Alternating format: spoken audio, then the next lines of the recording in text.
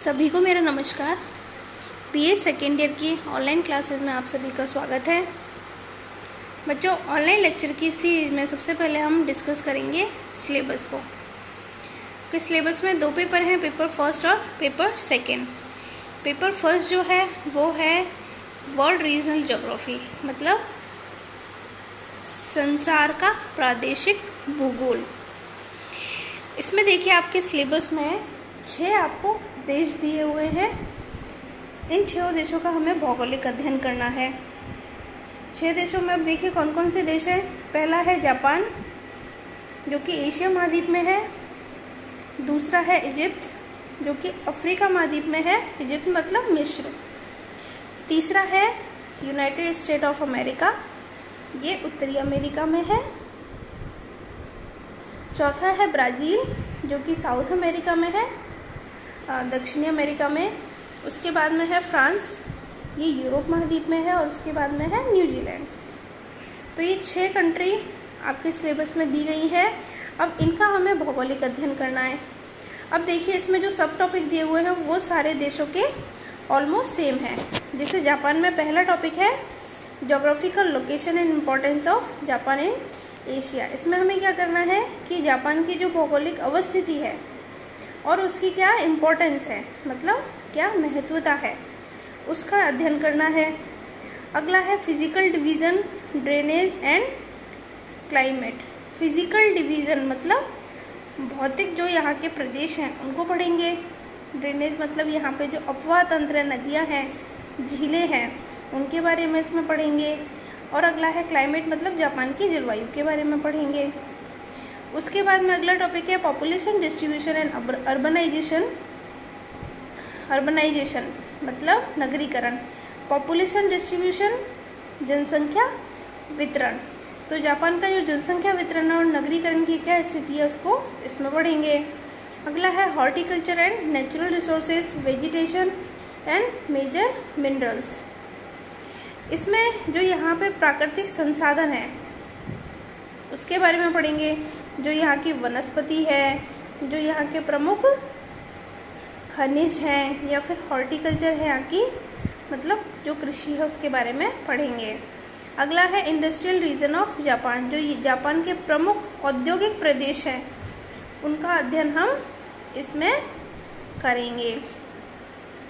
अगला है इजिप्ट। तो जैसा कि मैंने आपको बताया था कि जो सब टॉपिक है वो सभी के ऑलमोस्ट सेम ही है। जैसे इसका भी वही ज्योग्राफिकल लोकेशन है, फिर भौतिक विभाजन है, अपवाह तंत्र है, जलवायु है, नेचुरल रिसोर्सेज हैं, इंडस्ट्रियल डेवलपमेंट है। ये कुछ एग्रीकल्चर मेजर प्रोजेक्ट दिए हुए हैं अलग से, जो इसमें हम पढ़ेंगे। नील रिवर प्रोजेक्ट है और स्वान प्रोजेक्ट है, इनके बारे में पढ़ेंगे।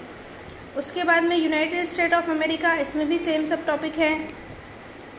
ब्राज़ील है, उसका भी वही है। जनसंख्या वितरण क्या है, फिजिकल डिवीज़न मतलब भौतिक विभाजन, यहाँ का अपवाह तंत्र, क्लाइमेट क्या है, industrial development, urbanisation etcetera etcetera. उसके बाद में है फ्रांस एंड न्यूजीलैंड, तो इनके बारे में यही पढ़ेंगे। उसके बाद में है आपका पेपर सेकंड। पेपर सेकंड जो आपका है वो है इकोनॉमिक एंड रिसोर्स ज्योग्राफी, मतलब आर्थिक एवं संसाधन भूगोल। इसकी जो पहली यूनिट है वो है definition, nature and scope of economic geography. इसमें जो जनरल इसका इंट्रोडक्शन है कि भाई आर्थिक भूगोल की परिभाषा क्या होती है, इसकी प्रकृति कैसी है, कितना स्कोप है, उसके बारे में पढ़ेंगे। अगला है recent trends in economic geography, it's relation with economics and allied subject. मतलब ये वर्तमान में जो आर्थिक भूगोल है तो वर्तमान में नवीन प्रवृत्तियाँ क्या है, कि अभी रिसेंट में क्या क्या ऐसा कुछ स्पेशल चल रहा है इसमें, उसको पढ़ेंगे। फिर इसको इकोनॉमिक्स मतलब इकोनॉमिक जो सब्जेक्ट है उससे कोरिलेट करेंगे और बाकी के जो और सब्जेक्ट है उससे भी रिलेट करेंगे कि भाई इनसे कैसे किस प्रकार ये संबंध रखती है। उसके बाद है classification of economies and special organisation. इसमें जो है क्लासिफिकेशन ऑफ इकोनॉमी मतलब अर्थव्यवस्था के प्रकार और स्थानिक जो संगठन है उसके प्रकार, उनका वर्गीकरण का अध्ययन पढ़ेंगे। उसके बाद में है sector of economic primary, secondary and tertiary. जो अर्थव्यवस्था के सेक्टर हैं उनको पढ़ेंगे। प्राथमिक है, द्वितीयक है, तृतीयक है कि इनमें क्या क्या एक्टिविटीज़ होती है और किस किस को इनमें सम्मिलित किया जाता है। उसके बाद में है impact of economic activities on environment. फिर इन आर्थिक क्रियाओं का पर्यावरण पे क्या प्रभाव पड़ता है उसको पढ़ेंगे। अगला आता है अपना सेकेंड यूनिट। सेकेंड यूनिट जो है वो है नेचुरल रिसोर्सेज, मतलब प्राकृतिक संसाधनों के बारे में। तो प्राकृतिक संसाधनों का वर्गीकरण कितने प्रकार के होते हैं, कौन कौन से आधार पर, वो सब पढ़ेंगे। फिर इनका कंजर्वेशन मतलब संरक्षण किस प्रकार किया जाए, स्पेशली वाटर मतलब जल संसाधन, फॉरेस्ट रिसोर्स मतलब वन संसाधन का किस प्रकार संरक्षण किया जाए। फिर है classification of minerals, distribution, production and trade of iron ore and manganese. अब हम कुछ प्रमुख जो मिनरल हैं, खनिज हैं, उनके बारे में पढ़ेंगे इसमें। उनकी जो पूरी क्रिया है, जैसे प्रोडक्शन मतलब उत्पादन, ट्रेड मतलब व्यापार, ठीक है, उसके बारे में पढ़ेंगे। खनिज कौन कौन से हैं, आयरन ओर मतलब लौह अयस्क, लौह अयस्क और मैग्नीज के बारे में पढ़ेंगे। उसके बाद में है distribution, production and trade of copper and bauxite. Copper मतलब तांबा और ये है बॉक्साइट, इन दोनों को पढ़ेंगे। उसके बाद में distribution and production of coal, petroleum and hydro electricity.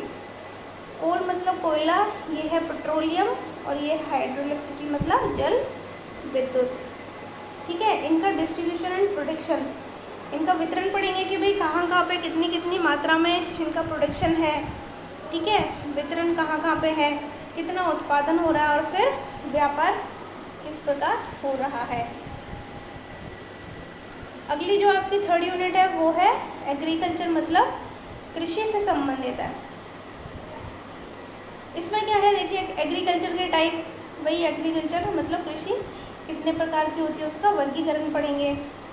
Agriculture physical, social, culture, environment, influencing crop production, मतलब ये सारे जो तत्व हैं वो किस प्रकार कृषि पर प्रभाव डालते हैं। फिजिकल मतलब भौतिक, सामाजिक, कल्चरल मतलब सांस्कृतिक, ये सब किस प्रकार से क्रॉप प्रोडक्शन मतलब फसल उत्पादन पर प्रभाव डालते हैं। फिर है special distribution, production, international trade off rice and wheat, ये है चावल और गेहूं के बारे में, मतलब विश्व लेवल पे, वैश्विक स्तर पे इनका जो प्रोडक्शन है, उत्पादन कितना है, कौन सी देश में सबसे ज़्यादा होता है, कहाँ उत्पादन होता है, कहाँ निर्यात होता है, कौन सा देश सबसे ज़्यादा आयात करता है।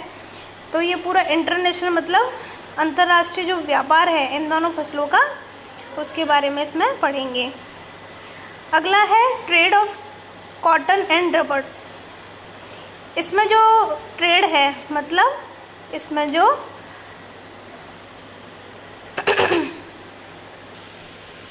इसमें हम कॉटन मतलब कपास और रबड़ के व्यापार के बारे में पढ़ेंगे। और अगला है trade off coffee and T. Coffee मतलब कॉफ़ी और चाय के उत्पादन के बारे में इसमें पढ़ेंगे। अगली यूनिट जो आपकी है वो है factor of localization of industry. अच्छा, इसमें पढ़ेंगे हम इंडस्ट्री के बारे में। फर्स्ट यूनिट, सेकेंड यूनिट जो आपकी है वो हो गई प्राकृतिक संसाधनों के बारे में। थर्ड यूनिट है वो हो गई कृषि से संबंधित। फोर्थ यूनिट जो है वो है इंडस्ट्रियल रीजन, मतलब इंडस्ट्री से संबंधित है, उद्योगों से संबंधित है, ठीक है। इसमें वही पढ़ेंगे टाइप ऑफ इंडस्ट्री मतलब इंडस्ट्री के प्रकार, major industrial region of world, संसार के जो प्रमुख औद्योगिक प्रदेश हैं उनके बारे में पढ़ेंगे। आयरन और स्टील इंडस्ट्री जो प्रमुख इंडस्ट्री उसके बारे में पढ़ेंगे। टेक्सटाइल मतलब कपड़ा उद्योग, शिप बिल्डिंग इंडस्ट्री जहाज निर्माण उद्योग के बारे में पढ़ेंगे। केमिकल मतलब रसायन उद्योग और सीमेंट मतलब सीमेंट उद्योग के बारे में इस यूनिट में पढ़ेंगे। उसके बाद में लास्ट जो यूनिट है वो है ट्रेड और ट्रांसपोर्ट से रिलेटेड। ट्रेड मतलब व्यापार, ट्रांसपोर्ट मतलब परिवहन। तो geographical factors in their development, कि ऐसे क्या क्या भौगोलिक तत्व हैं जो व्यापार और ट्रांसपोर्ट मतलब परिवहन को प्रभावित करते हैं। Major water, land and air transport, जल परिवहन, थल परिवहन और एयर मतलब वायु परिवहन के बारे में इसमें हम पढ़ेंगे। उसके बाद में इंटरनल एंड इंटरनेशनल ट्रेड मतलब आंतरिक व्यापार जो है और अंतर्राष्ट्रीय जो व्यापार है उसके बारे में पढ़ेंगे। अब ये कुछ प्रमुख एजेंसी हैं, जैसे वर्ल्ड ट्रेड ऑर्गेनाइजेशन जो कि पूरे विश्व में जो व्यापार है उसको नियंत्रित करता है। तो ये जो ऑर्गेनाइजेशन है इसके बारे में पढ़ेंगे। Impact of WTO and globalization on developing countries of the world. अब ये WTO जो ऑर्गेनाइजेशन है, वर्ल्ड ट्रेड ऑर्गेनाइजेशन, विश्व व्यापार संगठन, इसका डेवलपिंग कंट्री मतलब जो विकासशील देश हैं उस पर क्या प्रभाव है, तो उसका अध्ययन हम इस 5th यूनिट में करेंगे। तो ये आपका सिलेबस है पूरा। पेपर फर्स्ट जो कि है विश्व का प्रादेशिक भूगोल, जिसमें 6 देशों के बारे में पढ़ेंगे। और पेपर सेकंड जो है वो है आर्थिक एवं संसाधन भूगोल, जिसमें हम प्रमुख आर्थिक क्रियाएं और रिसोर्स ज्योग्राफी मतलब संसाधन भूगोल के बारे में पढ़ेंगे। तो ये आपका सिलेबस है। अब इसके बाद में टॉपिक वाइज टॉपिक हम एक एक टॉपिक को डिस्कस करेंगे। Thank you.